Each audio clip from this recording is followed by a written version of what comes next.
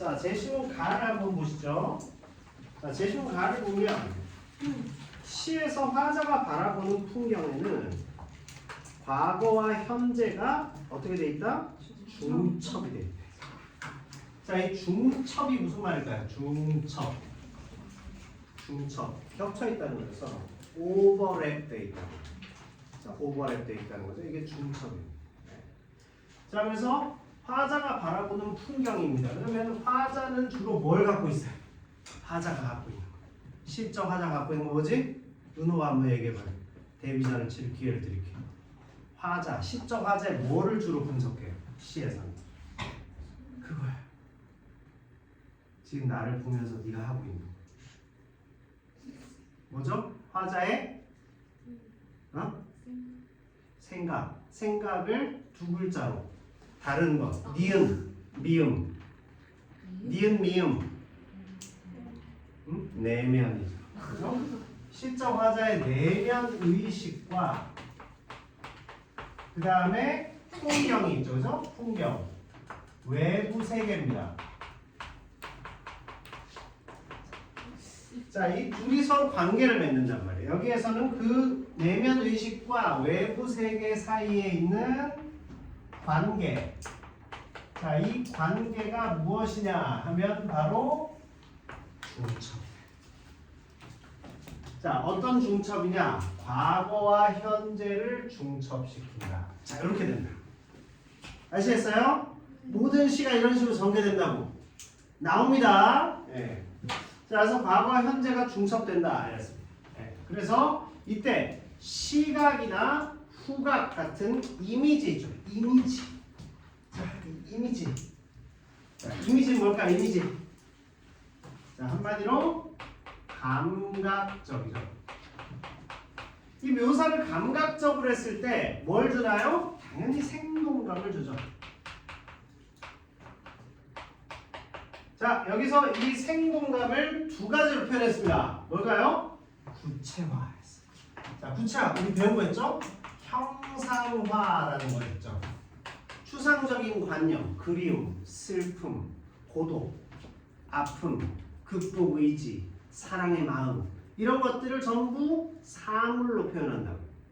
아시겠어요? 이게 시입니다. 그걸 형상화. 그래서 감각적 이미지로 구체화시킨다. 자, 그 다음에 여기에서는 어떤 기능을 하느냐가 중요하죠. 그러니까 이 이미지의 기능이 뭐냐 하면 바로 기억을 환기시켜준다. 자, 기억을 환기시켜준다 했을 때는 무조건 우리가 100% 나오는 게 있습니다. 뭘까요? 매개체죠. 그냥 공식이에요. 수학만 공식이 있는 게 아닙니다. 국어의 공식이 더 많아요. 어떻게 보면. 심지어 이게 답이 딱 떨어지지 않는 공식이 많아서 되게 헷갈린단 말이죠. 왜 그럴까? 글을 읽으면서 그걸 해석해야 되기 때문에. 아시겠어요? 여기에서 그냥 나오는 기준을 가지고 우리가 이 글을 해석해요. 형상화라고 얘기를 안 했잖아요. 그러니까 구체화하면 형태로 만들어주는 거죠. 어떤 구체화? 기억을 환기시키고 내가 말하는 풍경에서 내가 느껴지는 내면 의식 이런 거를 구체적 사물로 만들어준다. 아시겠어요? 시는 무조건 그거예요. 그거 아니면 운율. 아시겠죠? 결합하면 주제의식 나온다. 그게 문제가 나오는 겁니다. 기억, 니은, 비슷비슷하게 해서 변형 문제를 낼 거예요. 당연히 수업 시간은 안 다뤄줍니다. 아시겠죠? 그래서 미리 하는 거 이거 한 3번 반복해야 돼요. 시험 전에. 자, 그래서 매개체로 작용한다. 자, 이 이미지가 바로 그 매개체로 작용한다. 형상화가 매개체 기능을 한다 이 말이에요. 그래서 영변의 약산 진달래꽃 아름다다 가실길에 뿌리오리다. 진달래꽃은 매개체 역할을 하죠. 무슨 매개체? 내가 임에 대한 집념과 사랑을 표현하기 위해서 매개체 역할을 합니다. 가장 대표적이기 때문에 자주 이거를 예로 드는 겁니다. 아시겠죠? 자, 화자는 풍경 속에서 시간이 흐름에 따라서 변한 것이 있고 그 다음에 변하지 않은 것이 있다. 이렇게 나와있습니다. 변한 것이 있고 변하지 않은 것이 있다. 좀 밝으면 좀 다릅니다.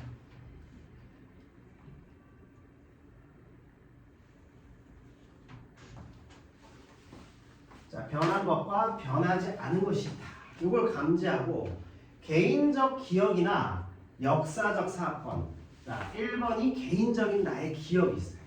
2번은 우리가 시 속에서도 역사적인 사건이 들어있다. 아시겠죠? 떠올리면 자신의 제일 중요한 것은 처지를 인식한다는 말이죠. 자, 이것이 중요합니다. 이거 뭐라고 해석하면 되죠? 시적 화자의 상황이야. 이 사람이 지금 어떤 상황에 처해 있는가. 이런 걸 보셔야 됩니다. 아시겠죠? 시적 화자의 상황. 그와 밀접하게 연결된. 그러면서 오늘의 하이라이트죠. 시에서 제일 중요한 것은 정서. 아시겠죠? 혹은 거기에 연결되어 있는 태도죠. 정서와 태도를 표현하기 위해서 시를 쓴다고요. 아시겠습니까? 여기 안에 지금 선생님이 설명드린 여기에서 시험 문제 다 나온다고 보면 돼요. 다 나옵니다. 여기에서 다 제시된다. 자, 그렇게 돼요. 외부 작품 학교마다 다 들어봤는데 외부 작품을 본다고 생각하고 민서는 이렇게 다 모의고사는 얻는다고는 얘기 안 하죠? 네. 자, 그래서 자, 이거 다 필기하셨죠? 넘어갑니다. 필기를 좀 이렇게 정확하게 하실 수 있도록 일부러 그 넓은 걸로 뽑아드렸어요. 우리가 뭐 모의고사지가 없어서 이걸 하는 게 아니라 시험 대비용으로 드렸습니다. 자, 다음 페이지 보겠습니다. 올해도 고향집 감을 땄다. 복잡하게 우거진 가지들 중에서 매년 내가 골라듣는 순서가 있다. 라고 시작되는 내용이 있습니다. 자, 요거 가지고는 선생님이 따로 이렇게 분석을 한 요거 따갖고 온 내용을 중심으로 보겠습니다. 보이세요? 글자? 약간 희미해가지고 흐릿하게 지금 들어와서 잘 안 보일 수 있는데 그래도 한번 보시기 바랍니다. 자, 그래서 문인수의 감나무. 자, 이 감나무에서 제일 중요한 것은 결국 무엇이냐 하면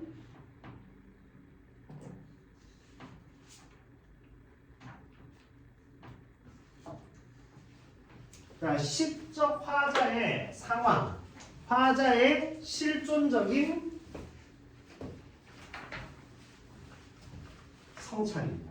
핵심이 실존적 성찰이에요. 그래서 나에다가 위에 나라는 글자 위에다가 써놓으세요. 실존적 성찰. 실존적이라는 게 무슨 말? 실존적 성찰이라고 쓰시면 돼요. 실존적이라는 게 무슨 말일까? 나의 존재 의미에 관해서 물어보는 거예요.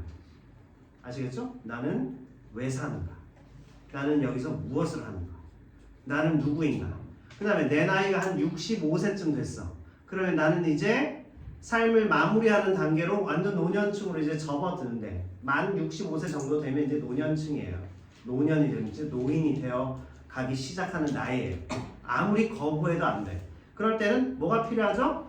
수용하는 게 필요하죠. 수용적 태도.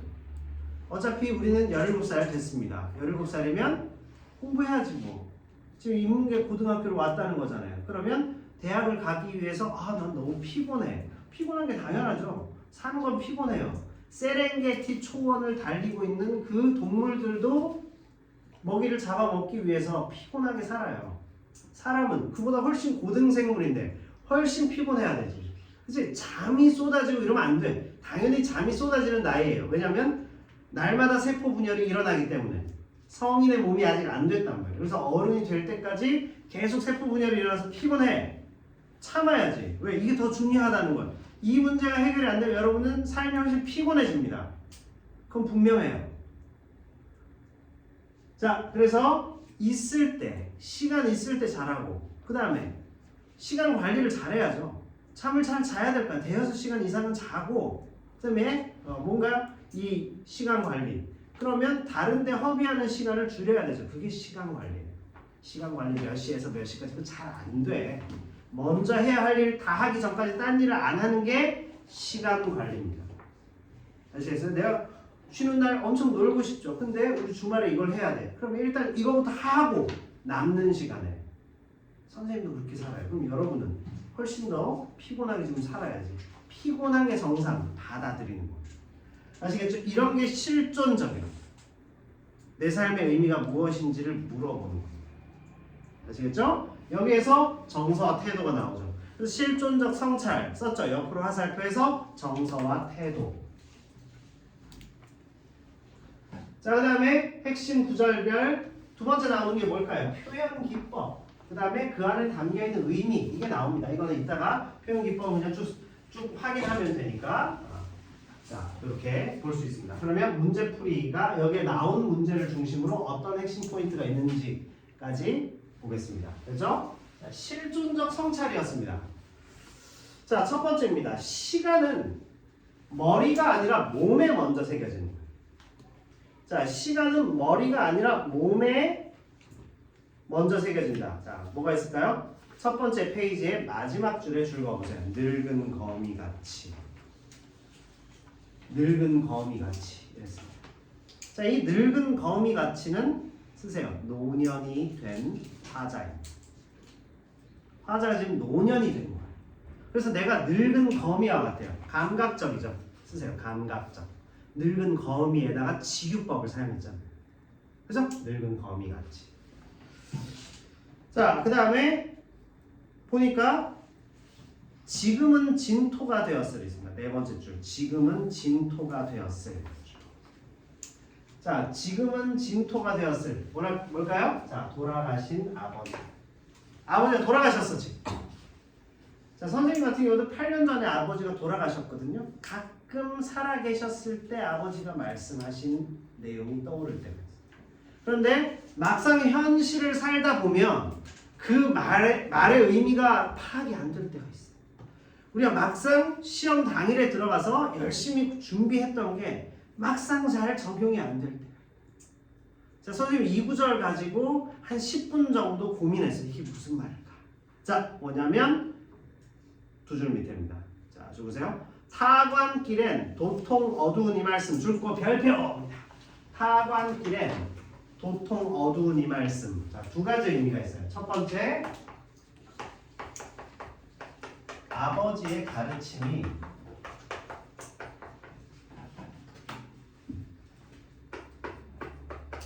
잘 적용되지가 않는다. 도통 그 말씀 들은 게 있는데, 우리가 배운 게 있는데 적용이 안 될 때가 있어요.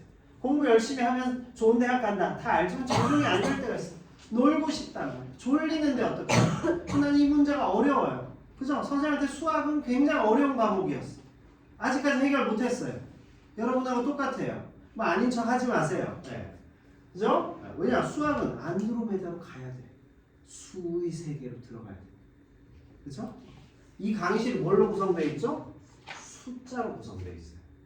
그죠? 전체적인 면적이라든지 이 조명의 밝기, 조도라든지 천장의 높이라든지, 그죠? 여기 들어가는 재료의 여러 가지 함량, 성분 다 숫자로 되어 있다. 아시겠죠? 지금 이 프로그램을 쳐가지고 빔 이걸 쐈죠. 다 숫자로 구성되어 있어요.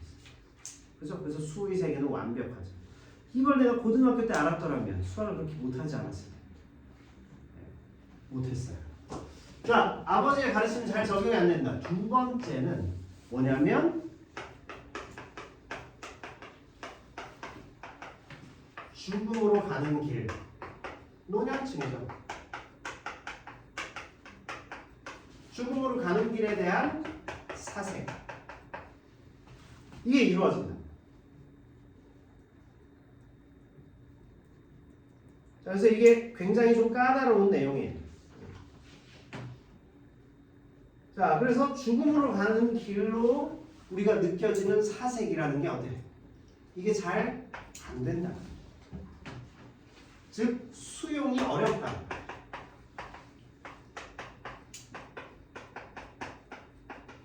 여기 있는 친구들도 100살 정도 때는 내가 세상을 떠날 것이다 알고 있어요, 머릿속으로. 그러나 지금 17세 때, 선생님도 그랬거든요.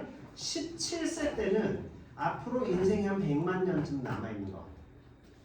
아시겠죠? 2배 이상의 시간을 살아온 선생님도 아직 인생이 한 50만 년 남아있는 것 같아요. 그렇죠? 그렇습니다. 그래서 수용이 잘 안 된다고. 내가 늙어간다는 걸 인정하기 싫단 말이에요. 죽음이 다가왔을 때, 아, 내가 이제 죽음으로 가는구나를 처음에 인지했을 때, 몸의 상태를 스스로가 제일 잘 아니까, 그때 첫 번째로 일어나는 감정이 뭐냐면 분노예요. 내가 왜? 충분히 살았는데 75세 죽음으로 가는 게 당연하지. 근데 그게 잘 수용이 안 돼. 도통 어두운 이 말씀. 선생님이 이걸 탁 깨닫고 무릎을 다쳤어. 와우.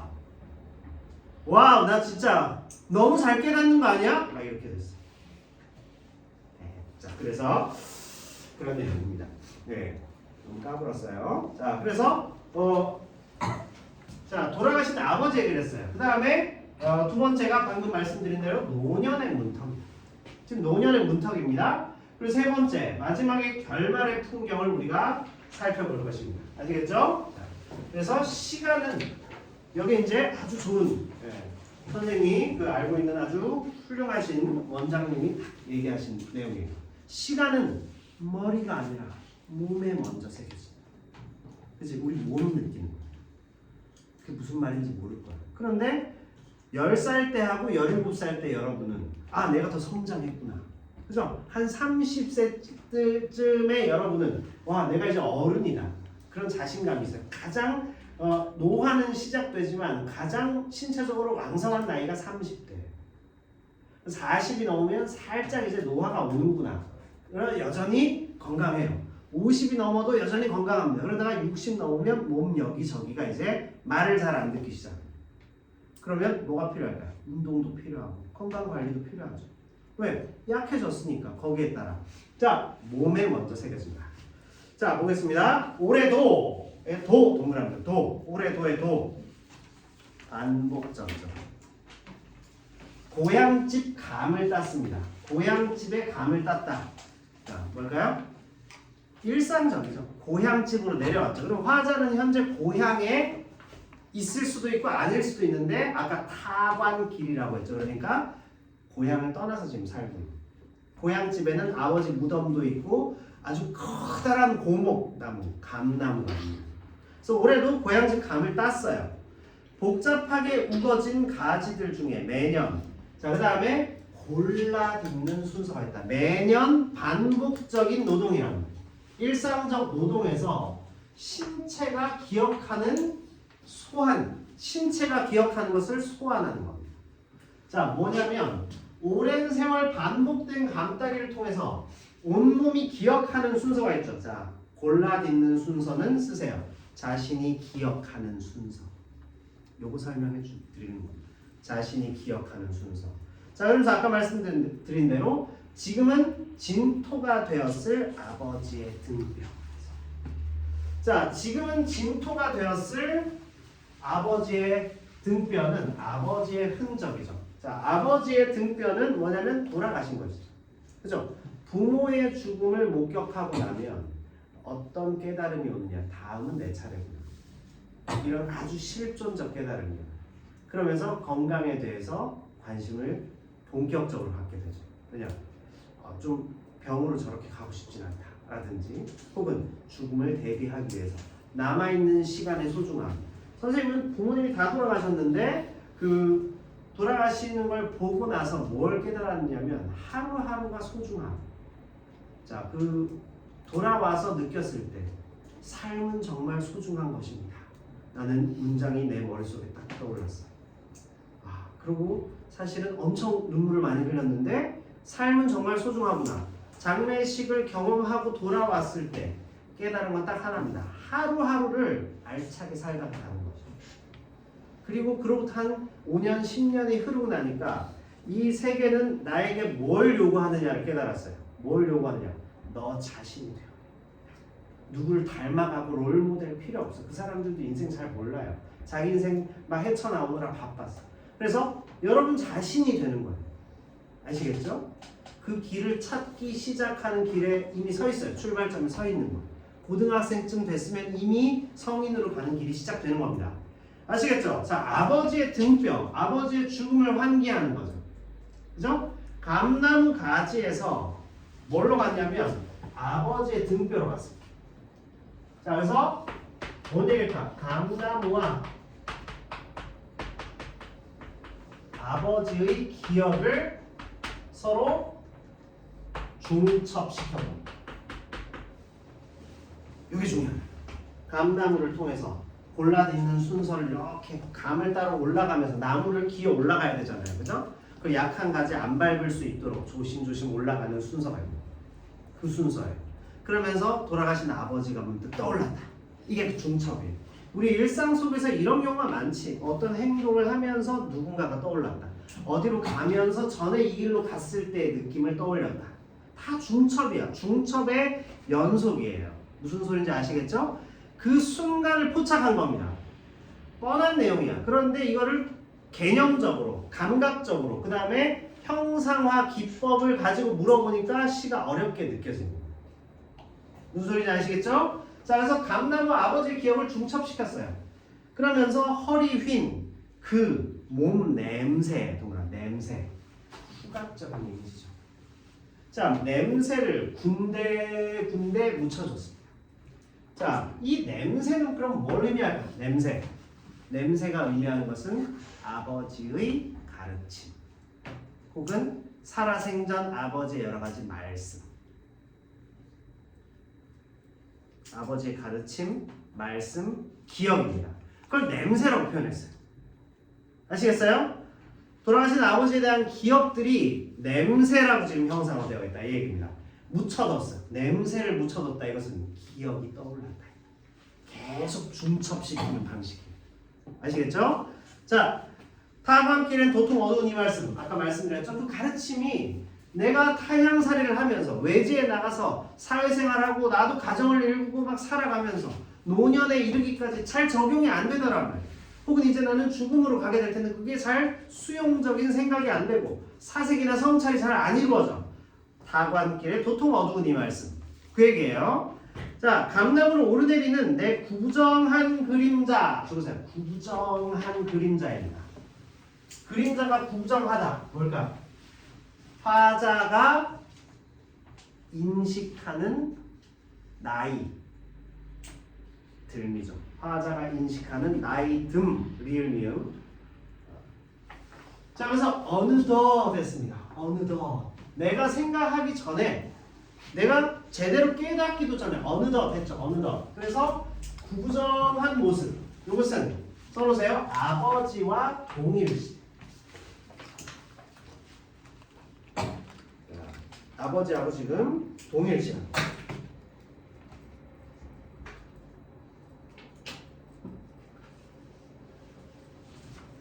동일시 되겠습니다. 그래서 구정한 모습으로.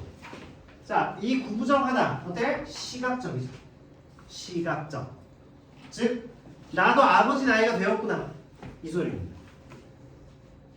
40세가 넘으면서 선생님은 해마다 이 나이 때 아버지는 이러셨지. 왜냐면 내가 일단 나의 근본 바탕은 아버지니까 그 나이 때 아버지는 이러셨지. 이런 기억들이 떠올라요. 사실 그렇게 막 엄청 친한 관계는 아니었어요. 우리 세대에 아버지하고 그렇게 친하지 않아요. 그런데 또 계속 기억이 나. 왜? 난 일단 남자니까.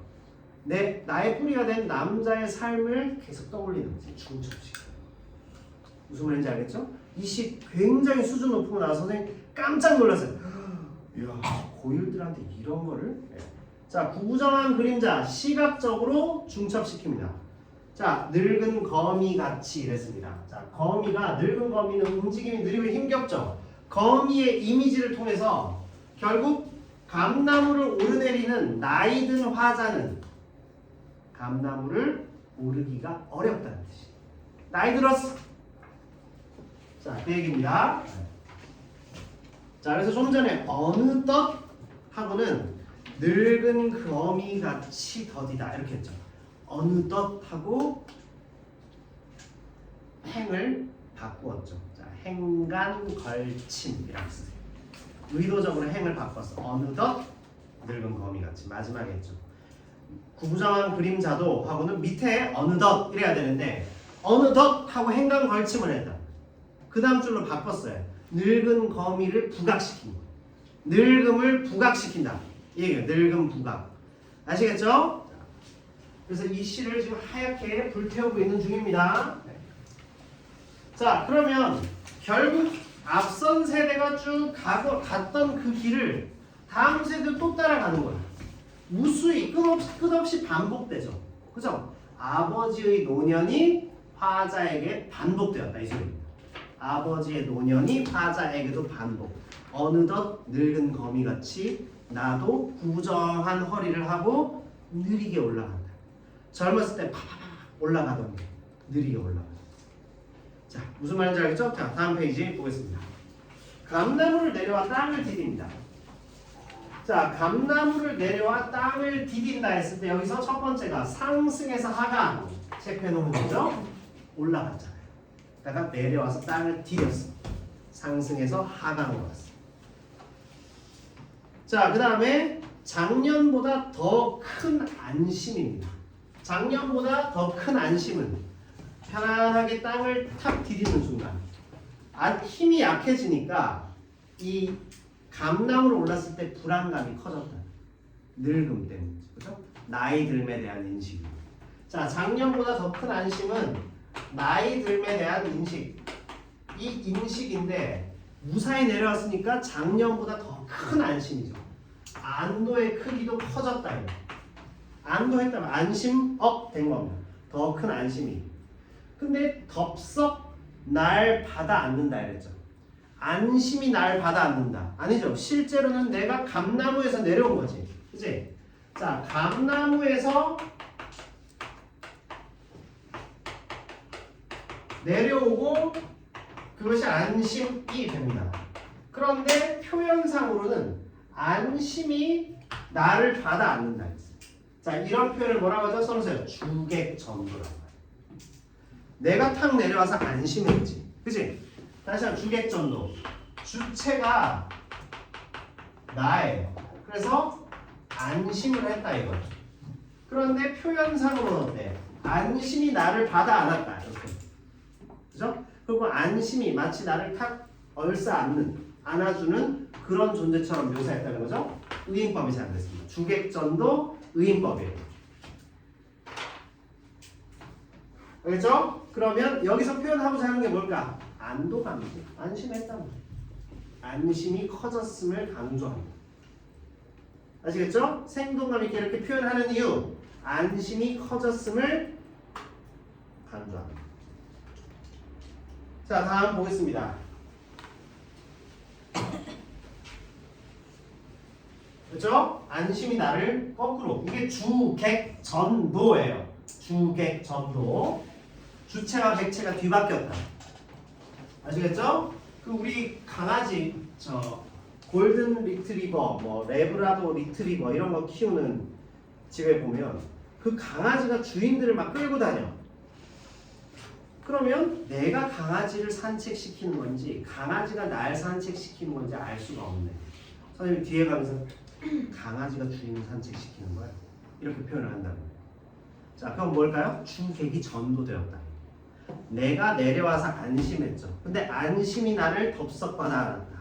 그래서 내가 이제 나이 들어서 아이고 감나무 올라갔다 내려왔는데 땅에 내려오니까 너무 안심돼. 늙었구나. 이 얘기입니다. 여러분은 안 늙을 것 같죠? 몇 년 지나고 나면 한 40살쯤 돼 있을 겁니다. 자, 나도 그랬어. 여러분만 나만 그런 게 다 그래. 자, 그래서 이제 어쩔 수 없다는 그 다음 주객전도 두 번째가 나옵니다. 자, 뭐죠? 말이 감나무를 올려다본다. 말이 감나무를 지금 올려다본다. 이랬습니다. 알겠죠? 이제 어쩔 수 없다. 어쩔 수 없다라는 건 뭘까요? 자, 여기에 잘 찾아서 눈엔 잘 보여요? 써놓으세요. 수용적 태도입니다. 수용하는. 속절없이 고목인 하고 역시 또 행간 걸침, 의도적으로 행을 바꾸었다. 자, 그럼 뭐라고? 행, 간, 걸, 침을 한다. 쭉 가야 되는데 그 다음 행으로 행을 바꿨단 말이야. 행가리를 의도적으로 합니다. 자, 이 행가리를 의도적으로 하면서 결국 이 행간걸침은 의미를 부각시켜주는 역할을 하죠. 그죠? 그래서 아까 어느덧 늙은 거미 같이 더이다 이렇게 하지 않고 어느덧 하고는 행을 바꿔서 늙은 거미 같이 의도적으로 배열을 그렇게 한다. 아시겠죠? 여기도 고목인 이랬습니다. 속절없이 고목인 한 시절의 유적이 이렇게 가야 되는데 속절없이 고목인은 뒤에다 써놓고 그 다음에 한 시절의 유적 이랬습니다. 자, 한 시절의 유적은 뭘까요? 아버지의 흔적이죠. 고목은 한 시절을 살아낸 흔적들이 막 패여 있고 이렇단 말이에요. 아시겠죠? 그래서 나이 들의 흔적, 아버지 세대가 내게 반복되고 있구나. 그래서 올해도 감나무를 땄다. 반복되는 일상 속에서 반복되는 세대 간의 늙음의 기억이 중첩됩니다. 어려운 시. 이런 시를 넣다니 고1들한테. 그죠? 늙음이 뭔지도 모르는. 그런데 우리는 이걸 통해서 가치, 인식적인 어떤 그 기능을 이해하는 거예요. 문학 속에는 이런 인식이 들어있는 거예요. 아시겠죠? 아, 늙음에 대해서 수용하고 이런 태도가 있구나. 이분이 그렇게 썼을지 안 썼을지는 몰라요. 그러나 선생님이 봤을 때 그렇게 썼어. 그렇지 않고 왜 이렇게 썼을까? 속절없이 고목인. 그리고 시를 쓸 때 시인들도 다 이런 거 배워요. 습작을 통해서 수업을 통해서 배운 다음에 시인이 되는 거예요. 그러니까 여긴 다 의도적으로 이렇게 쓰는 거예요. 그래서 입시문학 뭐 분석하는 거 나쁘다 그러는데 입시문학이 없다면 학생들이 나중에 나가서 어떻게 문학을 감상하는 능력을 가질 수 있을까? 불가능한. 그죠? 자, 입시문학은 어떻게 공부한다고요? 그러면 어떻게 공부하면 될까? 그겁니다. 혼생 국어에서 공부를 하는 거죠. 자, 여러분과 함께 하겠습니다. 할렐루야. 자, 그래서 속절없이 고목인 한 시절의 유적, 행간 걸침을 한단 말이에요. 그러면 한 시절의 유적, 감나무가 뭐하고 중첩된다고? 이게 제일 중요해요. 감나무가 뭐하고 중첩된다고, 자매님? 네. 맞아. 아버지하고 아버지의 기억과 중첩됐다 이 소리예요. 속절없이 고목인 한 시절의 유적이 쓸쓸히입니다. 동그라미 하고 별표하세요. 자, 뭘까? 정서적, 정서, 쓸쓸히. 화자의 정서. 한 시절의 유적이 서쪽에 선다 이랬죠. 그래서 이제 어쩔 수 없어 라는 내 말이, 즉 나의 수용적 태도가 감나무를 올려다본다 했죠. 바로 위에 감나무를 한참 올려다봅니다. 한참 뭘 한다는 거죠? 드디어 노년에 대한 사색이 이루어졌다는 거지. 한참 올려다봅니다. 문제가 그렇게 나왔으니까 여기 부사어의 기능 한참 있죠. 한참 밑줄 친 뒤에 한참 사색이 이루어진, 늙음에 대한 사색이 이루어진다 이 소리예요. 그래서 한 시절의 유적이 쓸쓸히 서쪽에 선다 이렇게 됐죠. 자, 이건 무슨 말일까? 노을이 지면서 이 감나무의 그림자가 쭉 드리워집니다. 서쪽에 선다 줄 긋고 그림자죠. 감나무 그림자. 그러나 쓸쓸함을 느끼는 거야. 노년의 쓸쓸함을 느끼는 거야. 나도 이제 늙은이가 되어가는구나. 빈 감나무입니다. 자, 빈 감나무가 의미하는 건 뭘까요? 감을 따고 나죠. 그죠? 노년을 상징해요. 다 떨어진. 그지? 여기 안에 그렇게 깊은 의미가 담겨있는지 몰랐죠? 빈 감나무에 검은 골조입니다. 골조. 골조가 뭐죠? 뼈대. 뭘까요? 감을 다 따고 난 가지. 남은 가지죠. 검은 골조가 저녁 노을입니다. 자, 그래서 시적 배경은, 시간적 배경이 뭘까요? 저녁이죠. 깊이 음각으로 찍힙니다. 자, 이 음각이 의미하는 게 뭘까요? 음각. 음각이라는 것은 그림자죠. 다시 말하면 감나무, 고목나무의 상처죠. 그죠? 고목나무의 상처입니다. 빈 감나무와 검은 골조. 그죠? 빈 감나무와 검은 골조라는 것은 노년의 상태, 죽음과 늙음, 소멸 이런 의미죠. 그죠? 노을, 저녁 노을이 뭘까? 하루의 저녁이 끝나면 밤이 되죠. 하루가 끝나는 거예요. 데이 타임이 끝나버리는 것이죠. 그죠? 노을은 결국 황혼, 노년을 상징해요. 쓸쓸함. 아시겠죠? 노년의 기억. 내게도 반복되는 노년, 쓸쓸함.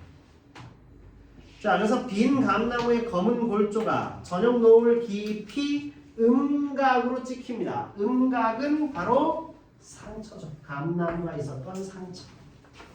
움푹 들어가. 움푹 패인. 세월의 흔적이. 아시겠죠? 자, 그러면서 내 등떨미를 붉게 떠민다. 자, 등떨미를 붉게 떠민다. 이것은 노을이 나에게 내가 노을에 물든다 이 소리죠. 나에게 비친다. 그죠? 그러면서 노을이 나에게 비친다. 그러니까 노년으로 접어들미라는 얘기죠. 내가 노년이 되었다는 얘기. 그래서 나도 아버지의 그 길로 가는구나. 인간은 언젠가 죽는다는 거죠. 그죠? 그래서 인생의 유한성을 깨닫는다. 이건 좀 너무 나간 거야. 인생의 유한성. 남은 날이 얼마 안 남은 그런 얘기는 없어요. 여기는. 그 얘기는 아니고 노년에 대한 깊은 사색으로 가요. 자, 무슨 말씀인지 아시겠죠? 자, 이렇게 정리되었습니다. 자, 여기 제목을 보면 돼. 각인되는 시간이죠. 그래서 음각으로 움푹 패인다 이 말이에요. 즉 세월의 흔적이 우리에게 서린다는 거죠. 아시겠죠? 분명히 10년 전에는 이런 꼬꼬마들이었어. 정신 못 차리고 막 개구쟁이처럼 뛰어다니는 누가 딸들을 키우기가 편하다 그랬어요. 딸들이 얼마나 나대는지 선생님이 그 조카 둘이 왔는데 정신을 못 차렸어요. 분명히 한 2, 3년 전에는 되게 얌전한 것 같았는데 와 우리 집 소파 이제 좀 있으면 거덜날 것 같아. 소파가 좀 푹신한데 그 위에 계속 뛰어요. 여자애들. 깜짝 놀랐어요. 자 여러분들도 다 그랬어. 그랬던 그녀들이 지금 세수하고 화장하고 여기 가서 거짓말하고 다 앉아있죠. 그죠? 자 세월의 흔적이 있단 말이에요. 10년, 20년, 30년 지나면 여러분들도 선생님 나이 정도 돼요. 30년이 물 흐르듯이 지나갔구나. 그걸 얘기하는 게 아니라 노을이 나를 떠밀지만 나는 노년이라는 것을 수용했어. 어쩔 수 없다. 감나무를 쳐다보면서 아버지의 기억이 내게 오버랩되었다. 이런 얘기입니다. 됐죠? 좀 어려운 시여서 좀 자세하게 설명드렸습니다. 자 그러면 제시문 다를 한번 보겠습니다. 자, 제시문 다는 이걸로 보시죠. 아침 물결 잔잔하여 수면이 맑으니 자, 눈앞이 어른 됐습니다. 자, 눈앞이 어른. 자, 어른이 뭘까? 어른거리다. 뭔가 보인다는 거죠. 눈앞에 보이는 듯하다. 그러니까 물이 일렁이는 모습이 보인다는 거예요. 그렇죠? 물이 일렁일렁하니까 내 눈이 어른하면서 보인다는 거예요. 그죠? 네. 정신이 표현하다 했습니다. 자, 정신이 표현하다가 무슨 말일까요? 정신이 표현하다. 정신이 표현하다는 것은 드러나다, 보이다라는 뜻입니다. 보인다는 뜻입니다. 자, 이 열자입니다. 열자. 그 몇 가지 유튜브 뭐 이렇게 떠있길래 열자, 선생님도 열자를 찾아왔죠. 이 열자가 내가 생각하는 그 열자가 맞은지. 근데 열자가 뭔지 모르겠고요. 뭐 이렇게 넘어가 버리더라고요. 열자 찾기 힘들어요. 열자라는 것은 도교적 가르침이죠. 도교의 성인 중에 한 사람. 그렇죠? 그래서 사상가예요. 그래서 도교적인 분위기입니다. 도교적 분위기는 세속을 좀 거부하는 거예요. 세상을 거부해요. 그래서 약간은 탈속적인 느낌이에요. 자, 탈속이 무슨 말일까? 세속 탈출이죠. 지금 세속에서 벗어났어. 시끄럽고 번잡한 세상에서 벗어난다. 이 뜻이에요. 자, 그래서 열자가 바람을 타고 공중에 떠 있는 듯하다. 그랬습니다. 열자가 바람 타고 공중에 떠 있다. 이것은 그런 분위기. 그죠? 열자의 분위기라고. 열자가 바람을 타고 공중에 떠 있다. 바람 타고 공중에 떠 있다 했으니까 뭔가 생동감 있죠.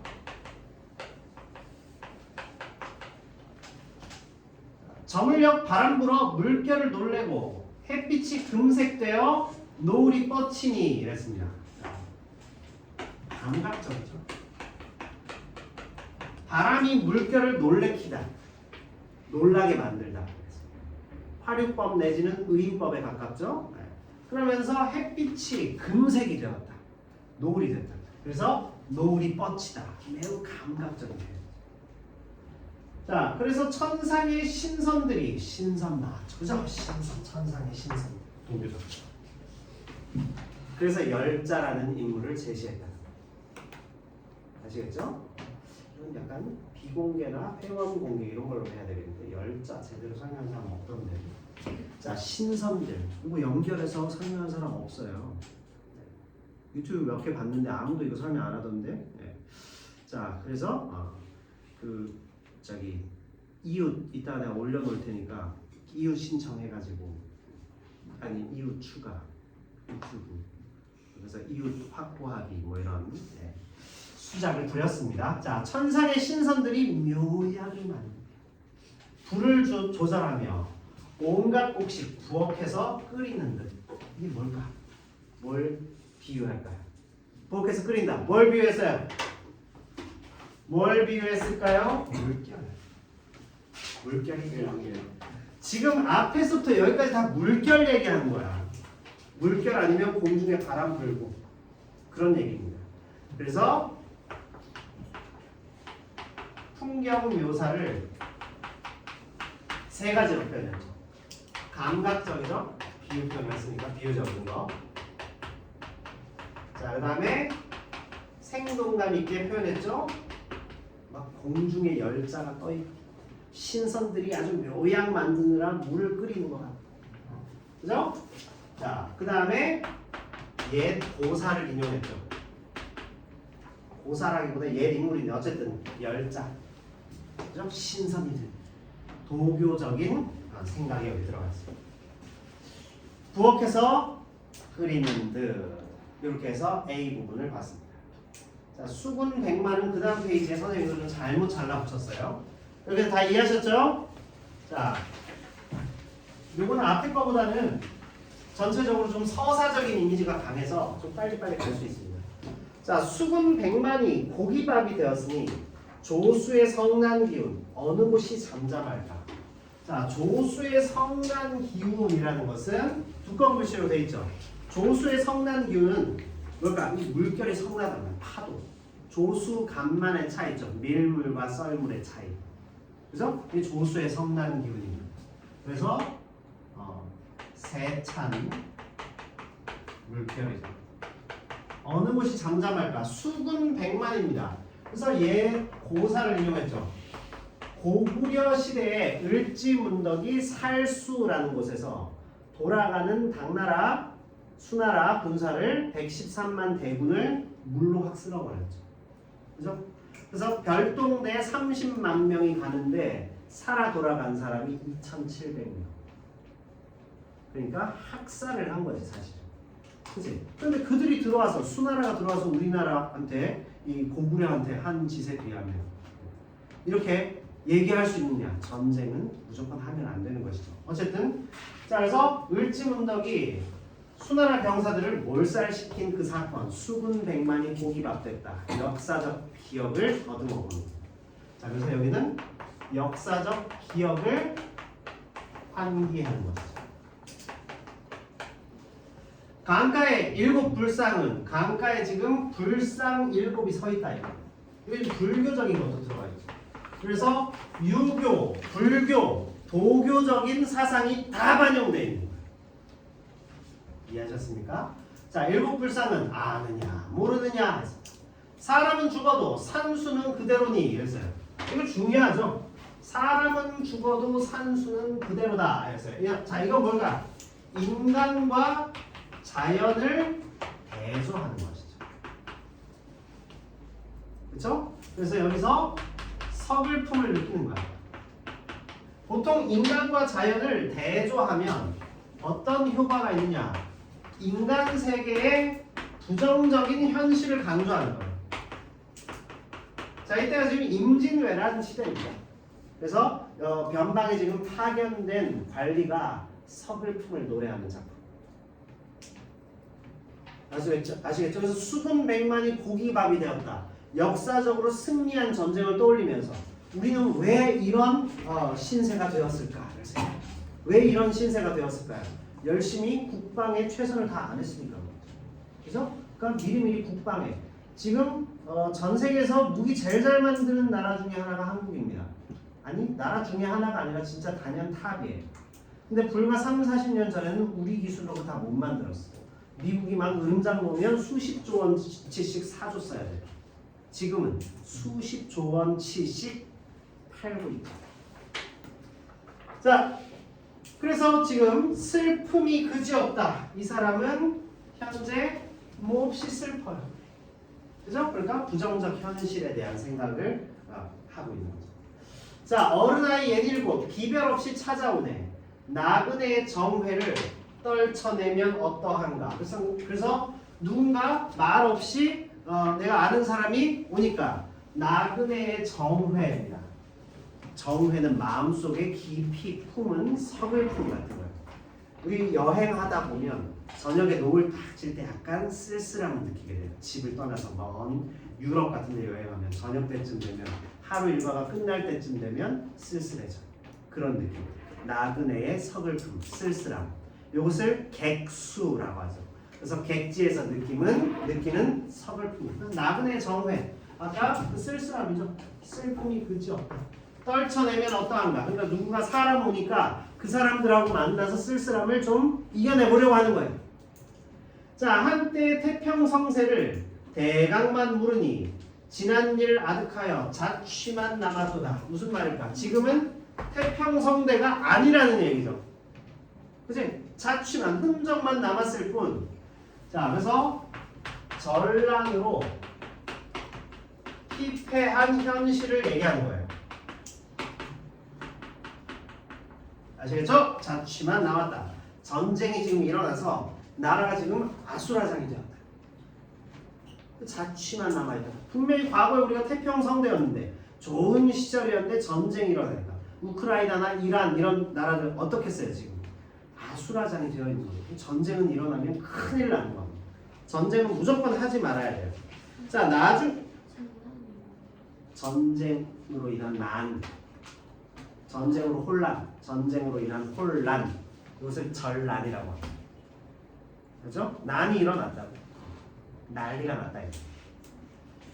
자, 그래서 전란으로 인한 피폐한 현실, 전쟁으로 인한 혼란, 전쟁으로 난리 이 말입니다. 자, 그래서 나중에 태어나 바람결에 술잔 기울이니. 자, 이 말 중요합니다. 나중에 태어났다. 이 말은 뭐냐면 이 태평성세가 누구냐는 게 또 중요합니다. 과거의 조선일 수도 있지만 여기에서 나중에 태어났다가 나오기 때문에 요순 시대를 의미합니다. 중국의 전설상의 황제 요임금과 순임금, 요순 시대예요. 그때가 가장 태평성세. 어느 정도냐면 농사꾼들이 배를 두들기면서 격양가를 불렀죠. 뭐냐?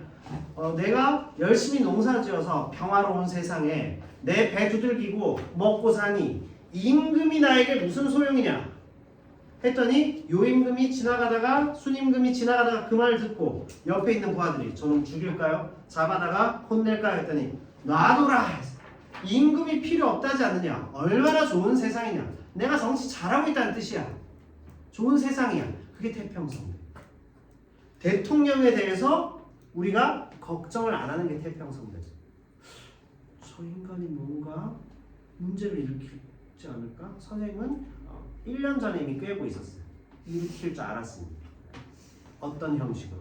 근데 그렇게 바보처럼 일으킬지 몰랐죠. 자, 어쨌든 그 얘기를 하고자 하는 게 아니고 그 사람이 걱정이 되면 국민이 자꾸 국가 지도자를 걱정하게 되면 이게 문제가 생겨요. 그죠? 국민이 국가 지도자를 걱정 안 하고 국가 지도자가 자꾸 우리를 걱정해야지. 그쵸? 그래서 부모가 자식을 좀 걱정하고 그래야지. 자식이 부모를 걱정하기 시작하면 이게 문제가 돼요. 그 아이들이 마음이 불안해지는 거죠. 그렇죠? 자, 그래서 나중에 태어나 바람결에 술잔 기울이느니, 자, 못다 푼 시름이. 시름이 뭐죠? 근심, 걱정, 슬픔. 이걸 시름이라고. 자, 근심, 슬픔 이런 것이 갈수록 새롭도다 더 올라간다. 그래서 나그네서의 어떤 쓸쓸함을 왜 멀리 나와 있으니까 한양을 벗어나서 임금님 저기 나라는 난장판 돼 있고 이런데 명나라하고 지금 뭔가 이렇게 협상을 하고 그 다음에 그 전쟁을 마무리하고 이런 걸 하러 지금 나와 있으니 마음이 몹시 쓸쓸한 거예요. 무슨 얘기인지 아시겠죠? 공부 엄청 열심히 했는데 수학 시험만 한 50점 맞고 교실 문을 나설 때 그 쓸쓸함 그런 거야 지금. 그죠? 완전 와닿죠? 네. 자, 그래서 이 수학 시험 못 봤을 때 쓸쓸함은 와닿게 설명이 되는데 고전 시가가 어려운 이유 와닿지 않으니까. 그러니까 해석이 필요한 것이죠. 자, 다음 보겠습니다. 정사가 안정되어 좋은 제도 시행되니 백성들이 편안하여 난리를 잊었도다. 자, 이것은 전쟁으로 인한 혼란, 전란을 복구하고 있다. 자, 좋은 제도가 시행되었다. 다시 임금이 환궁을 했어요. 선조가 그 한양을 빨리 비우고 튀었죠.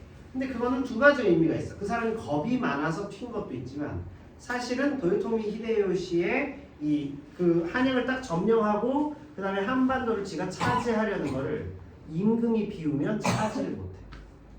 왜냐면 일본은 전국 시대에 여러 나라들로 막 갈라져 있었죠. 그래서 그 성을 차지하고 그 다음에 그 쇼군을 죽이면 그 성의 영주, 장군을 죽이면 그 땅을 내가 차지하는 거야. 그 개념으로 들어왔는데 여기를 비워버렸으니까 일본 입장에서는 외놈들 입장에서는 이게 황당한 거지. 임금이 없어졌어. 이렇게 빨리 아니 저 임금은 종묘와 사직을 중시한다고 해서 안 도망칠 거라고 생각했는데 튀었단 말이에요. 그래서 멘붕에 빠진 거죠. 그래서 도요토미 히데요시 멘붕에 빠뜨리기 이 전략도 있었다. 그래서 의주까지 냈다 튀었죠. 그런데 사실 좀 비겁한 사람이기도 했죠. 자, 그래서 임금이 환궁하여 중흥입니다. 중흥이 뭐죠? 중흥. 다시 부흥하다. 중흥. 다시 부흥. 다시 조선을 일으킨단 말이에요. 다시 부흥을 시키니 가득 찬 티끌을 내일이면 다 쓸겠도다. 자, 이 티끌은 뭘까요? 전쟁 피해죠. 전쟁으로 인한 피해와 혼란. 내일이면 다 쓸겠다. 회복. 천자 현명하여 왔습니다. 자, 이때 이 천자는 중국 황제. 중국 황제가 현명하시어 중국에도 아부를 해야지. 중국 황제가 현명하셔서 양호를 보내시니 양호는 누구냐면 조선을 도우러 온 명나라 장수입니다. 밑에 그거 적혀있죠? 명나라 장수를 보내시니 했습니다. 자, 알 수 있죠. 임진왜란 시대라는 사실을 우리가 여기쯤에서 이제 드디어 이해를 하게 됩니다. 소신을 중용하여, 소신은 화자예요. 나를 중용하여 높이 써서 영의사로 가라 하니 했습니다. 영의사입니다. 자, 그것은 임시벼슬로서 사신을 접대하는, 사신을 맞이하는 그 어떤 임무의 직책이 영의사입니다. 그래서 나란 일 걱정하여 한시 바삐 궁궐을 떠나오니 봄옷을 간 만든 3월 초하루였네 했습니다. 자, 경위에 대한 기억이죠. 경위, 과정이죠. 과정. 내가 여기에 영의사로 오게 된 경위. 영의사로 파견된 경위를 기억하고 있다. 아까 우리 A에서 아버지에 대한 기억이 있었죠. 앞으로 잠깐 가고 A가 아니고 A는 지금 현재 눈앞에 보이는 풍경이죠. 그리고 제시문다에서 아버지에 대한 기억, 감나무하고 중첩시켰죠. 그죠? 자, 여기에서는 지금 자기가 어떤 누각의 백상루라고 하는 누각 위에서 별곡입니다. 별곡은 이별의 노래예요. 슬픔의 노래예요. 그렇죠? 그래서 백상루 별곡은 여기에서 임금님을 사랑하는 얘기를 하는 거예요. 자, 임금님을 사랑하다니 남자끼리 사랑해? 이런 얘기가 아니에요. 임금을 사랑한다는 것은 유교 국가에서는 주군에 대한 충성심을 상징한다. 아시겠죠? 그래서 3월 초하루 봄이 갓 되었을 때 지금 이런 시기에 왔단 말이에요. 자, 봄옷을 얘기했다면 뭔가 여름이나 가을이나 겨울 얘기가 나올 거예요. 뒤에. 여기 있잖아요. 영의사로 갈아요. 소신을 중용했다. 과정을 기억하고 있는 거예요? 어? 과정을 기억해. 떠올린 거지. 떠올리는 거. 의그 환기했다고 내가 기억하고 있다는 거야. 내가 지금 경의사로 왔다니까. 그래서 봄에 내가 여기 파견됐지. 그 기억 떠올렸다고. 이해하셨어요? 이해하셨어요? 다운이. 네. 자, 그래서 넘어갑니다.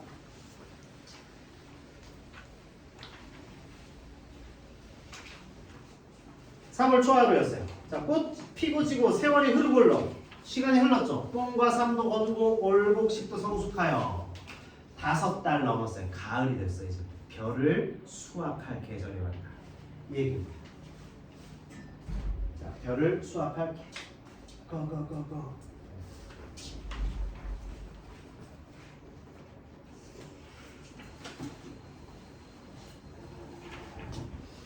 자, 그래서 귀뚜라미 우는 소리에 가을이라 놀랐다.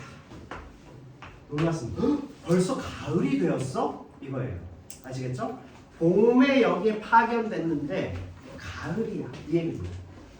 시간의 흐름이죠. 시간의 흐름을 이야기합니다.